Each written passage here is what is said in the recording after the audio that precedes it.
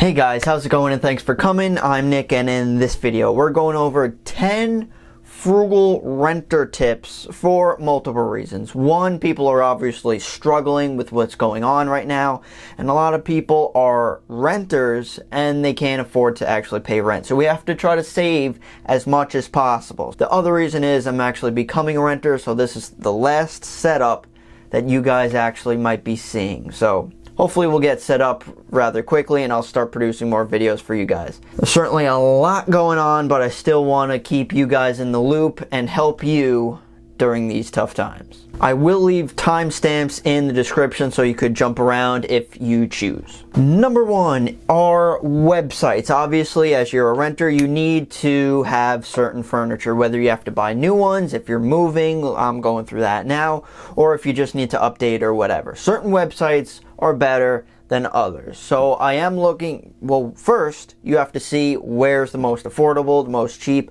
but also the best quality. So you kind of do have to balance. But some of the top websites you could check out would be Wayfair, Overstock, IKEA. Quality on IKEA, I'm not so sure. I didn't personally do anything with them, but that's definitely up there on the cheaper end. And definitely don't overlook plain old Amazon. Definitely compare and contrast prices. Don't just buy it at one place and maybe there's a different style somewhere else or different color or anything like that. Now number two, if you're anything like me, you want to save every single dollar that you can. So I've been definitely trying to use Rakuten, or it's the newer version of Ebates. You could go through certain websites and you just get a certain amount of cash back. You could save on that. You're going to be buying certain things anyway, especially with websites like furniture. You could save additionally through this. There might be a referral code to that to help you guys save a little extra money. I'll get a little extra money as well. I'll try to look around to see if that could help you guys. If I do find it, I'll leave a link in the description so you could sign up. It's for free and you could start saving money that way. I'm just switching colors to make it interesting. But number three would be credit cards. Now, some people hate credit cards and I understand why. If you overspend and don't pay them back, credit cards are horrendous. However, if you use them wisely, that could build your credit and everything.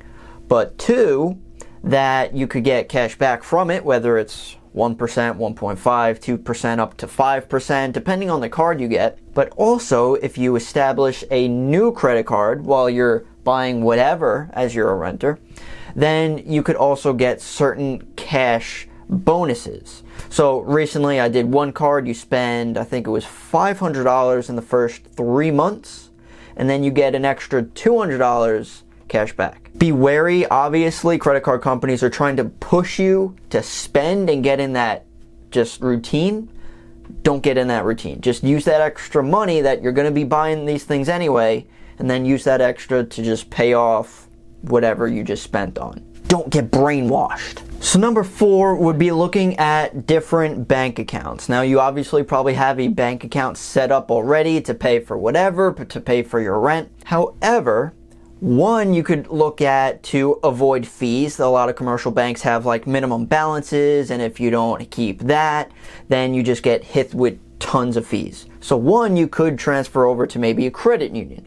That's more non-for-profit, might have better rates for savings accounts or money market accounts. On the other side, similar to credit cards, if you open up a bank account, establish it, you might have to completely switch everything over because you have to establish like direct deposit or keep a certain amount in there for a certain amount of time. However, you can get certain cash bonuses. For example, I'm going through, I believe, Wells Fargo right now, that they have $400 for free when you basically have direct deposit with Wells Fargo. I did just set them up, so I am still new to the bank. However, if there's any type of referral thing, I'll definitely try to let you guys know to help you out. Number five, I cannot stress enough that you should definitely double check on is insurance. And this could go for anything. This could be health insurance, car insurance, renter's insurance, and definitely search around.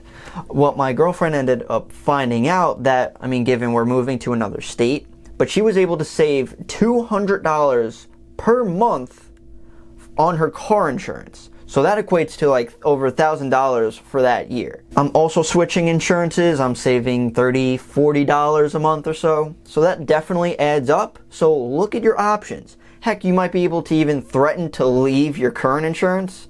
They want to keep you, so they actually might help you lower your rate. So look at the different options out there. A couple bonus tips: if you do bundle your insurances, so for example, like what I just did with car insurance and renter's insurance, because you're doing a bundle with them, they give you a little bit of a discount or a better price. Other fun fact that I actually learned, see if this could help you out, but with Geico, large insurance company, at least by me anyway, that if you're like a Berkshire Hathaway shareholder, you actually get a discount for that. So see if that could help if you have to own a share of Berkshire Hathaway. But if you are an owner of Geico, you actually might get a little bit better rate there. So definitely look at all options. So hopefully these are helping you guys out. Of course, if you have any additional things to add to this, not only for renters, but homeowners, or basically anyone to save money, especially during these times, let us know in the comment section of your thoughts. But number 6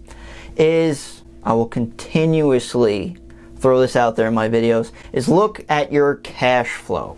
It's not only about your income, like how much you're making, and it's not only your expenses, how much you're spending or putting out, it's both of them together. It's your income minus expenses gives you your cash flow. So if you're negative, you're losing money every month, see what you could do. Maybe there might be another complex, another house, whatever your situation is, and downsize possibly. Another area, another location. Downsizing is probably going to become a lot more common, especially during these times, that it doesn't, like, yeah, we would like nice things or maybe bigger things, but if you can't afford it, you can't afford it. So people are probably going to go into that type of strategy. Even into home ownership. That's why I wanted to kind of focus on renters, because it might become harder to actually get a house or apply for a mortgage or anything like that, or at least get approved. So there's probably going to be a lot more renters out there. And that's why we have to try to save as much as we can renting, so you could eventually own a house later on. Renting's good, you know, possibly for the short term, probably definitely not most likely for the long term. But number 7 is utilizing space, not only with furniture or different containers or anything like that, or just straight up the garbage. That also helps with clutter. That also helps with spending. So when you decrease that, that also decreases your expenses. And even different furniture options. Instead of having like a huge dresser, they do make certain maybe drawers or containers or anything like that, could be much cheaper, and it still helps you organize. I still believe the best organizational tool is the garbage can. Number 8 would be stocking up while there's maybe a deal or a sale going on at a store or grocery store. Now, you might not be able to do this with food because that just goes bad. But maybe with non-perishable things or even clothes, when there's a great sale, you should utilize it. Maybe different holidays or throughout the year, but if there's like the best sale that you could find, why should you really, now you have to have money to actually pay for these things. But if that's going to be the best sale that you could find, might as well stock up on it, because you're not going to save any more money at that point. So stock up on it, you're eventually going to use it. Maybe certain things around the house, maybe supplies or even clothes that you're going to have to wear anyway. You can link that with credit cards in a wise way. Do not overspend and get screwed with interest, and if you don't pay it. However, you can utilize this in a great way. Now, number 9, we kind of mentioned it with the cash flow situation, is to really compare what you're doing right now to other HOA fees. Maybe a different complex, a different location. Also taxes, see if maybe if you get into home ownership, you would have to deal with maintenance at that point, but really compare to maybe with your renting, moving on to home ownership, or just a different location. Heck, not even a different complex in like your neighborhood, could be different town, heck, even a different state. You could even move to a different country at this point. I don't want to keep us narrowed to one thing, like, oh, you can only live in this town or that town. Really take a step back, and your options are greater than you think. And also different lease terms, by the way. I just went through mine that if you do like a 6-month lease, it's a little bit more. So for me personally, it was like $100 extra for a 6-month lease. If you get maybe a 12-month lease, you lock in a lower rate for a little bit longer, and you're not paying that extra shorter term lease. Now number 10, I think is the most important thing that you could possibly do if you're not only renting or home ownership, is that if you live with someone, a roommate, partner, some random guy on the street, maybe not that last one, but if you're able to split that rent, it's technically only half to you and half to the other person. Obviously, a lot of college students do this during college with roommates. You could do that in your real life as well. So instead of having, just to make things even, a $2,000 rent payment, if you live with someone else, you're paying $1,000 and they're paying $1,000. You're both benefiting from it. Given you still have to deal with that person and like them, but if you could stand each other, that could definitely help both of you. So of course there are tons more of ways to save money during these times, especially if, stimulus and all this unemployment stuff ends up going away. We really have to focus on ourselves to save as much as we can. So if you could add to this list at all, definitely let people know. If you have any questions, comments, concerns, again, down below in the comments. Don't forget to subscribe to my channel. I am trying to keep you up to date with not only the stimulus and what's going on right now and understanding it, but how to make it work for you so you could have a little bit better life during these tough times, like saving money. So thanks so much for watching, guys. Really appreciate it. The next time I'll see you is going to be a different setup. So we'll have to see how that goes. It's a sweet and sour time. It's going to be challenging, but I think it's a step forward. So until then, I'll see you guys then, and I'll see you in the next one.